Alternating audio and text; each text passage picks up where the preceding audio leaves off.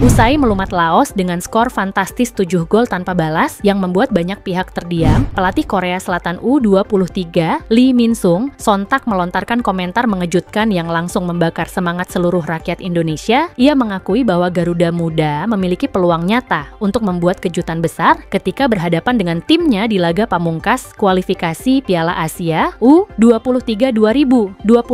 sebuah pengakuan berani yang lahir dari pelatih berusia 52 tahun usai melihat kualitas anak-anak muda Indonesia yang kini tengah berjuang menuliskan babak baru dalam sejarah sepak bola negeri ini. Sebab meski Korea Selatan masih bercokol di puncak klasmen grup J dengan 6 poin sempurna, 12 gol tercipta tanpa kebobolan sekalipun, Lee Min-sung tetap mewaspadai semangat juang Garuda Muda asuhan Gerald Vandenburg yang baru saja memamerkan taringnya dengan kemenangan telak 5 gol tanpa balas atas Makau. Sebuah pertunjukan penuh gairah di Stadion Gelora Delta Sidoarjo, di mana sejak menit awal, stadion sudah bergetar oleh semangat ribuan supporter yang bersatu padu mendukung tim kesayangan. Mulai dari gol bunuh diri Leong Lekhang pada menit ketiga yang membakar atmosfer, dilanjutkan sepakan indah Arhan Fikri yang membuat stadion bergemuruh sebelum Raihan Hanan memperbesar keunggulan, Zanadin Faris melepas tembakan spektakuler dari luar kotak penalti, hingga akhirnya Rafael Struijk, sosok penyerang yang selama ini ditunggu publik, pecah telur dengan gol perdananya, membuat sorakan tak terbendung, pelukan emosional di tribun pecah, dan ribuan bendera merah putih berkibar megah dalam sebuah euforia yang menggambarkan betapa dalamnya cinta bangsa ini kepada tim muda yang sedang berjuang mengharumkan nama tanah air. Kemenangan itu seolah menjadi simbol bahwa Garuda Muda bukan hanya tim pelengkap, melainkan tim yang sanggup menyalakan api harapan baru, tim yang bisa menantang raksasa Asia, dan tim yang tak boleh lagi dipandang sebelah mata, apalagi dengan komposisi skuad yang semakin solid, dipimpin nama-nama naturalisasi seperti Struijk, Raven, Marks, dan diperkuat pemain lokal penuh determinasi seperti Arkan Fikri, Hoki Karaka, hingga Kadek Arel, yang masing-masing sudah menunjukkan kemampuan luar biasa di lapangan. Kini, semua mata tertuju pada laga hidup mati 9 September 2025